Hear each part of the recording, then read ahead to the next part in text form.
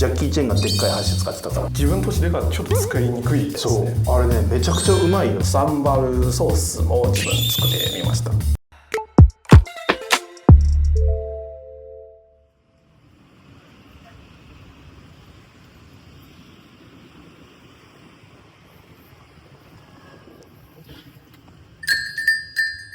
いらっしゃいませ。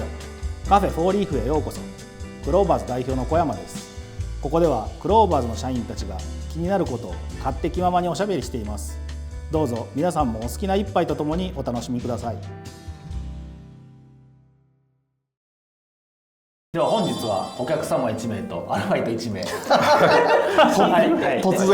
然アルバイト1名いますので、はい、じゃあ自己紹介からお願いします。はい、アルバイトのリュウエツと申します。クロワーズにコンセバートとして仕事をやっています。スマホゲームの歴もアークナイツというゲームの背景イラストとファイナルファンタジー16とドラクエ12の仕事もやってました。今もクロワーズで自分の力を入れて頑張ってきます。アルバイトとしてですね。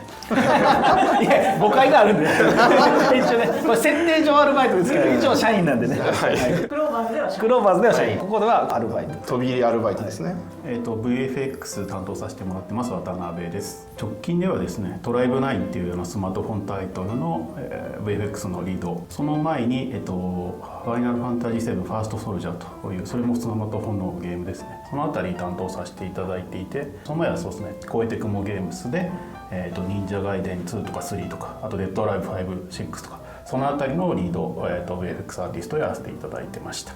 よろしくお願いいたします。よろしくお願いします。お願いします。ありがとうございます。じゃあ早速りゅうくんから。最近ダイエットしているか、寝る前に木板の放送を見てます。みんな知ってますか？ちょっと今ダイエットって言われて今グサッとなったんですけどその話題じゃないんだね。よかったです。はい。何木板大食いの放送、YouTuber にもTikTok にもめちゃ多いとかですね、世界中がみんなが自分作った料理が食べますという、お店の動画ですね。大きい料理とかね。そうめちゃ面白そうと。ビデオを見たらみんなの食事生活と文化の生活が体験できそうかなと思いました。例えば中国も韓国も日本も箸が使ってますね。みんなの箸のタイプが違います。中国の食事文化がみんな一緒に集まって食べるか、箸の長さがちょっと長くて、なるほど。みんなで通れるようにね。でっかいよね。ジャッキー・チェンがでっかい箸使ってたからそれがジャンルの名前なんですね。木板っていうのが今検索したら。沈黙の木にご飯の飯。木板が韓国語ですね。そういうことなんですか。なんか僕も YouTuber で僕が知ってるのは木飯やったかなっていう YouTuber のやつは見たことはありますね。ちょっと待って、今せっかく箸の話をしてるんですよ。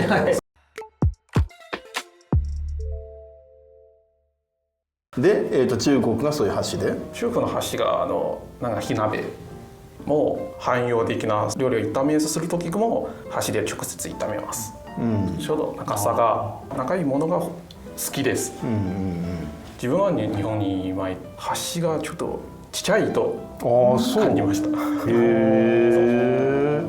日本はね、料理とかは菜箸っていう長いやつ使って、食事の時はこうちっちゃいやつ使うけど、中国ではもう食事の時もでかい箸でやるんだ。そう韓国が焼肉とかめっちゃ熱いものがいっぱい乗って鉄の箸が多いですね。食器とかも鉄だもんね。日本は刺身が好きで、先の部分がちょっと細い箸が自分としてがちょっと使いにくいと思いました。中国の箸って細くなってないの？そう真ん中が円柱のままで、太さずっと同じ太い箸です。あ、そうなの？そう。へえ。逆にあれは寿司に食べたらちょっと使いにくいですね。中国の箸。そう、中国の箸が逆に使いにくいです。だからその食文化に応じた箸になっていると、そしてアフリカの食べ物がフフというものがちょっと検査してほしいですね。フフアフリカのフフ有名な料理ですが、自分は食べたことがないですけど見たらめっちゃ面白いと思います。ちょっとインドのカレーっぽくて料理と一緒に食べます。お米なの？米ではないですね。これそう直接手で食べます。お餅みたいな感じなのかな？そう、お餅っぽいですけど、こういうみんなの生活を見てみんながマレーシアとシンガポールの方も手で食事する場合もありますね。でも今の時代でどうしてずっと手で使うかちょっと調べました。手で植物を取るそして食べてがもっと美味しいと言われてます。温度差も感じているので。なるほど。舌やけどしないみたいな。そう。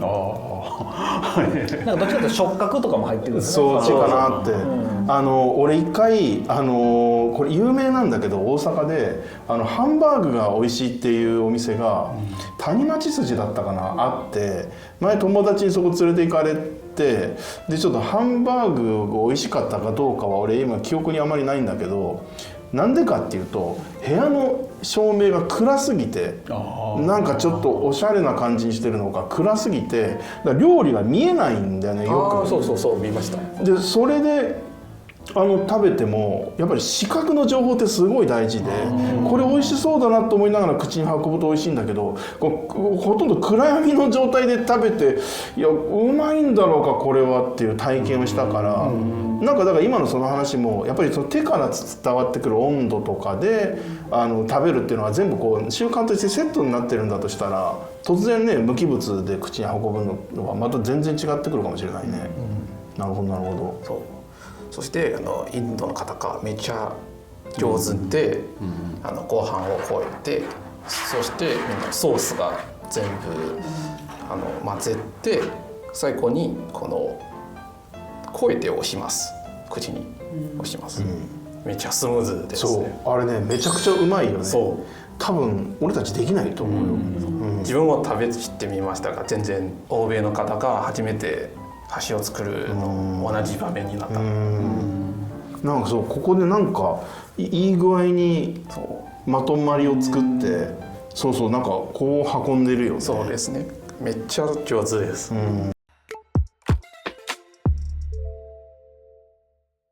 そういう生活を見るのが楽しいっていう感じですか？そうですね。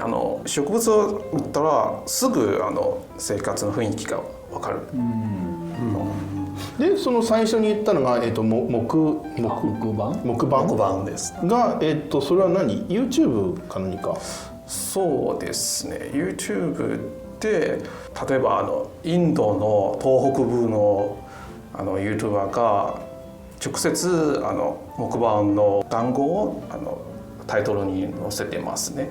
でも日本語は多くいいと言われてますが、木版と直接調べていろんな見たことがないものがどんどん出てます。ちょっと馴染みのない国の、珍しい文化の食べ物のそういう食べる動画を見てるってこと？そうですね。そしてちょっと勉強してあの国の料理もちょっと自分で作ってみました。それはマレーシアのパクティ。それはレシピをちょっと様子を見て自分をちょっと真似して作ってます。そのなんか調味料とかも？調味料が中華とベトナムのスーパーがほぼありますね。あ、そうなんだ。そうめっちゃ集まってます。へえ。パクティがめっちゃ美味しいです。作るも簡単で肉ですね。肉とニンニクだけでちょっとティーバッグのものが一緒に入れて1時間ぐらいで煮てます。そして自分好きな野菜を入れてます。大根とかカレーぐらいに作りやすいです。そしてインドネシアのサンバルソースも自分作ってみました。サンバルソース。サンバルソース、チリソースの感じで、トマトとちょっと自分で作る。自分で作りました。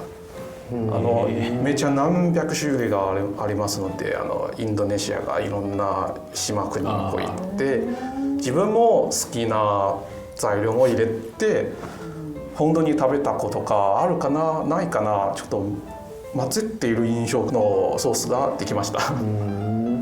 もともと料理が好きなの？そうですね、基本的に中華だけで作ったから、自分としては洋食がめちゃ難しいと思ってます。チーズと牛乳の使い方がちょっと複雑すぎて、こういうインドネシア料理が逆に自分が相性がいいと認識しました。もう俺にはしたら料理なんか全部難しいから牛乳の使い方が難しいとかそういうレベルじゃないからね。俺みりんの存在の意味がいまだによく分かんなくてよく言うんだけど、自分も同じです。みりんって料理します？ほとんどしない。みりんってどんな意味があるの？あれ甘みお酒ですよね。砂糖じゃダメなんだ。いや、砂糖より甘みの入りが入りやすいというか、具材に対して甘み浸透するのが入りやすいやったと思います。確かそうだ、小山君も料理するんだよね、めちゃめちゃ。ああ、そうなんだ。めちゃくちゃっていうか、僕はもう普通程度いやするよ、そんなエプロンが似合ってね。エプロンの似合いはちょうどいいです似合いこの原因でアルバイト来ました。そうなんですやっぱり東南アジア系の料理ってのは僕もまだ作れないんで、それをちょっと見込んで採用したっていう。設定が生きてんな。そんな料理が出る店なのここ？カフェじゃないの？いや、カフェなんですけど、ちゃんとランチの時はなるほどね。はい、ちょっとしっかりしたえらいしっかりしたランチ出すね。しっかりしたランチできますんで。四川がちょっとピリ辛ですね。麻の味ですから、湖南省が素直に辛い。四川料理より辛いの？はい。